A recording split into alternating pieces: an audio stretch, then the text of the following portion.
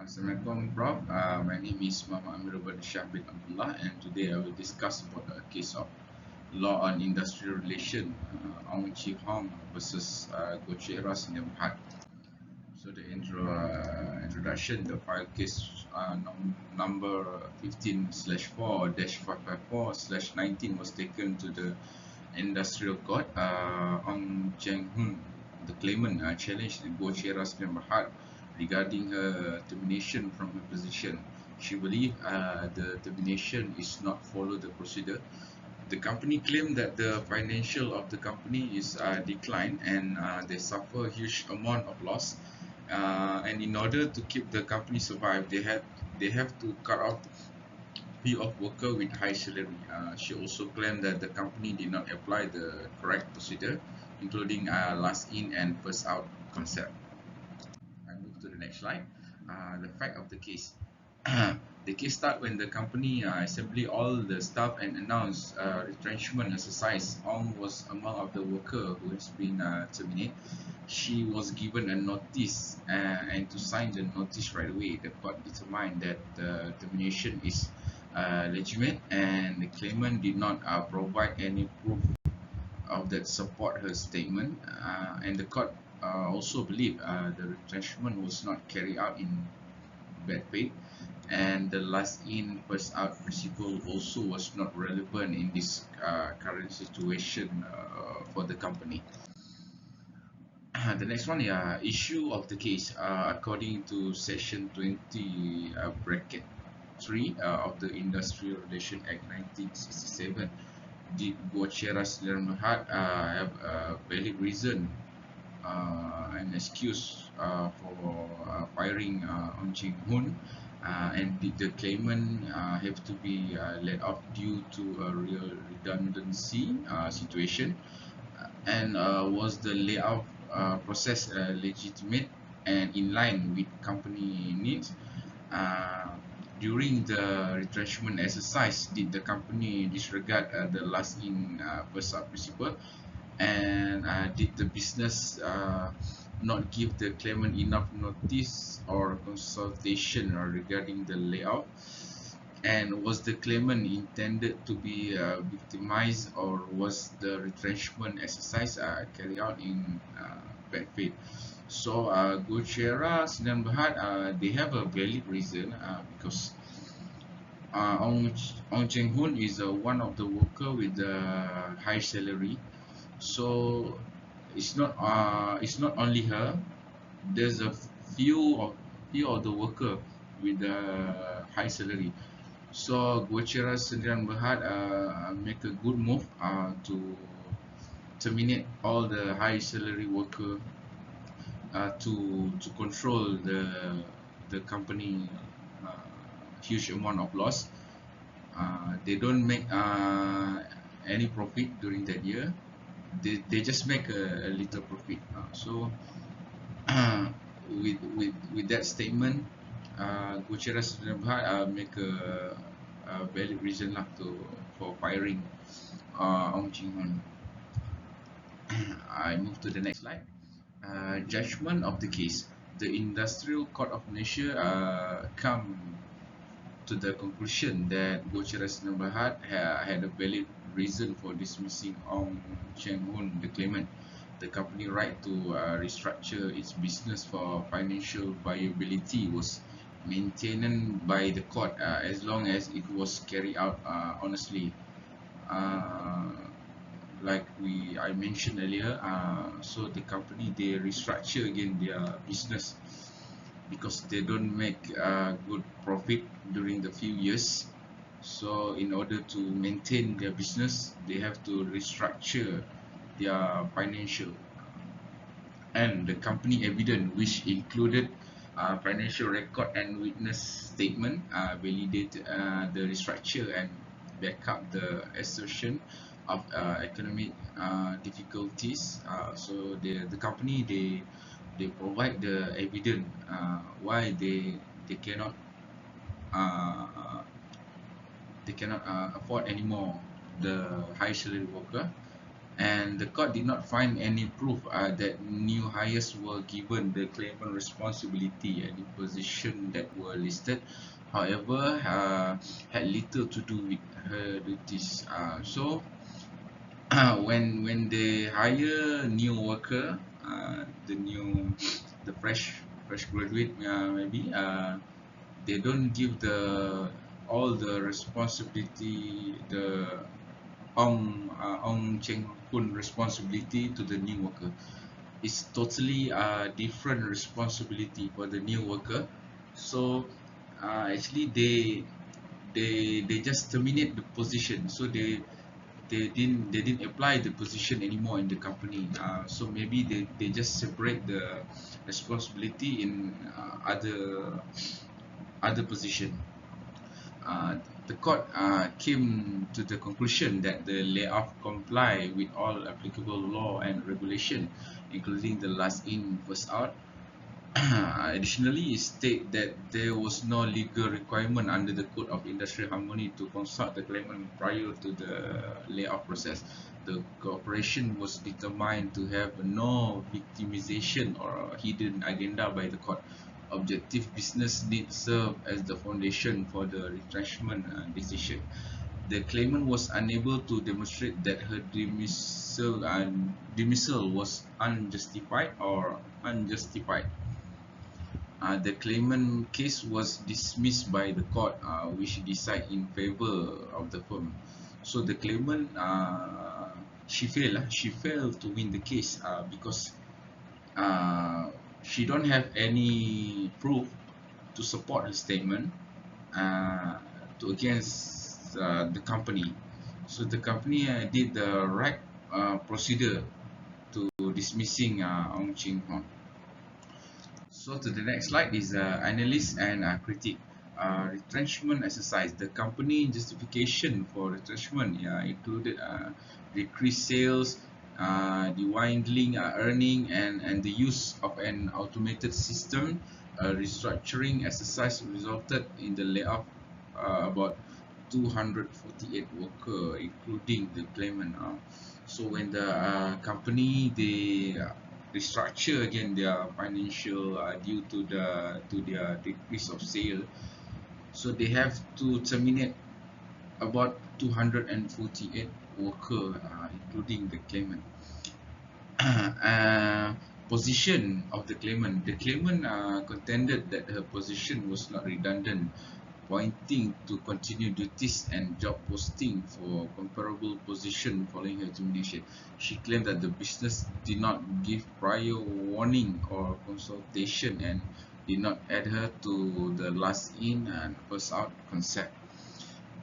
Employer defense. The employer contended that operational requirement and true redundancy serve as the foundation for the layout. They claimed that all choices were made in good faith and no additional staff member were brought on board to take the claimant place. A real redundancy. The court determined that the business had presented enough proof of its organizational re- re- reorganization and financial trouble. A number of roles were eliminated since the SAP system greatly decreased the requirement for human intervention. Good faith. During the retrenchment process, the court did not discover any indication of poor faith or hidden agenda. The validity of the retrenchment process was confirmed by the company witness testimonies. Clear documentation. The claimant mainly rejected the company's substantial evidence, which included financial record and witnesses. So Ong Cheng Hun, she reject the company evidence, including the financial statement, and during the year. So she believed that the company didn't suffer a huge amount of loss. They still make a profit. So that's why she against the company decision about her termination. legal precedent. The court used well-known industrial relation concept, including redundancy assessment and management prerogative, extensive analysis. Every claim was carefully considered by the court, including the claimant claim of prosecution and procedural injustice, lack of consultation. Although not mandated by law, the company commitment to best practice for industrial harmony may be negatively reflected if the claimant is not consulted. A job posting after being laid off, the claimant pointed to employment advertisement, pointing out possible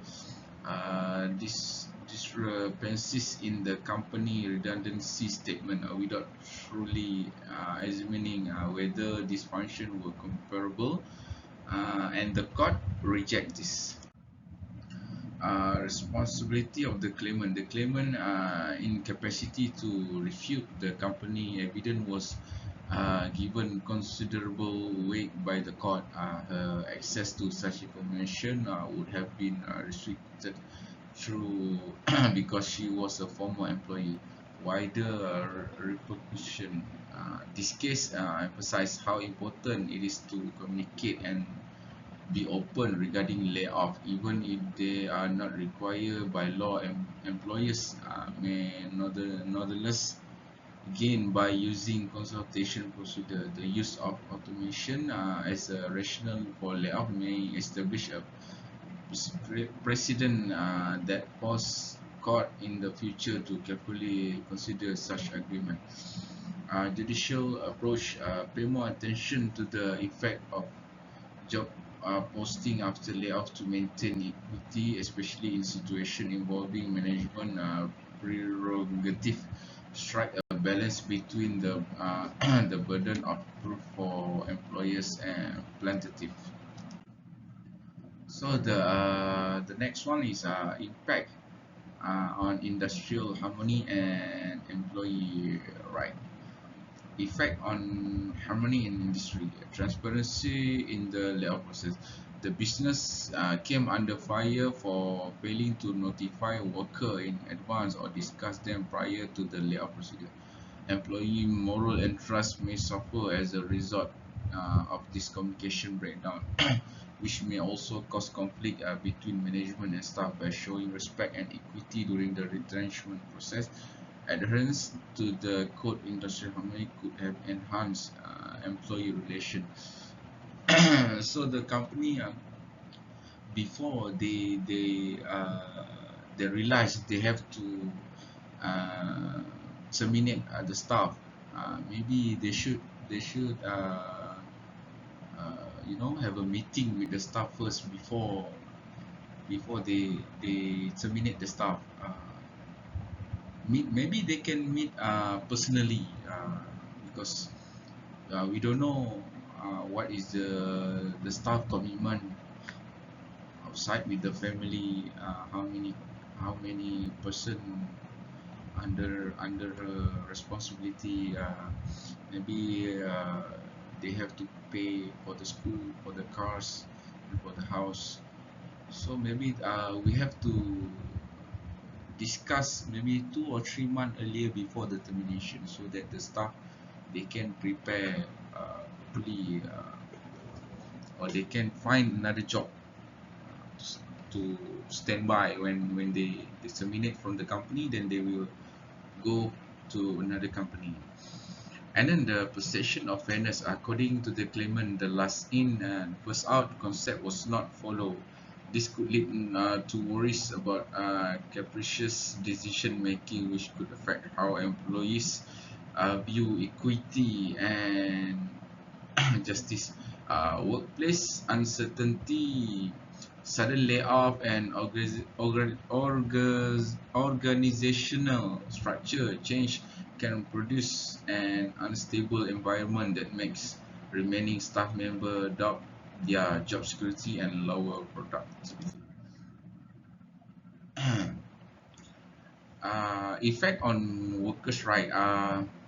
right to fair treatment. The claimant contended that her function was not actually redundant and that her dismissal was without cause or explanation. This demonstrates the conflict between employees' right to job security and company claim of redundancy. So maybe the company believe that her position can is there's a redundancy about her position, so that's why they terminate her and they hire someone else with a lower salary, but maybe they divide the job responsibility because salary was quite high, which is 10,000. So this is that's why the company terminate her. The next one is adherence to the law. Employees are shielded from termination without cause by the Industrial Relations Act of 1967. In this instance, the business used financial data to support its downsizing plan. Nonetheless, the court ruling emphasized how crucial strong documentation is to adhering to legal requirements. So, according to the Industrial Relations Act, employees cannot be terminated without any valid reason. In this case, Gochera they provide a reasonable reason why they should terminate Ong because of the financial, and then they show the financial data to Ong and to the court as a proof why they should terminate her. And the next one is protection for worker under the Industrial Harmony Code. It can be argued that a violation of the code good practice occur when the claimant was not informed beforehand of the impending layoff or asked about her option. We came to the last slide, the conclusion. The Industrial Code reject Ong Cheng Hun suit, concluding that Gochera Sulaiman Berhad had good reason to fire her. The company financial difficulties, the diminishing sales and earning, rising operation costs, and the claimant employment becoming redundant as a result of organization restructuring, all contribute to the court conclusion that the retrenchment exercise was a legitimate decision. The layoff were a necessary measure to protect the company viability, not a result of malice or ill faith. The claimant did not dispute the company proof or financial difficulty and the need to streamline operation in order to stay competitive.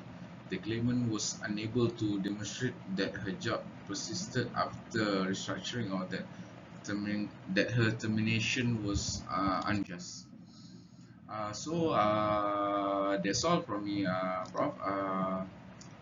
And thank you for listening my discussing case about the industrial relation. Thank you and Assalamualaikum.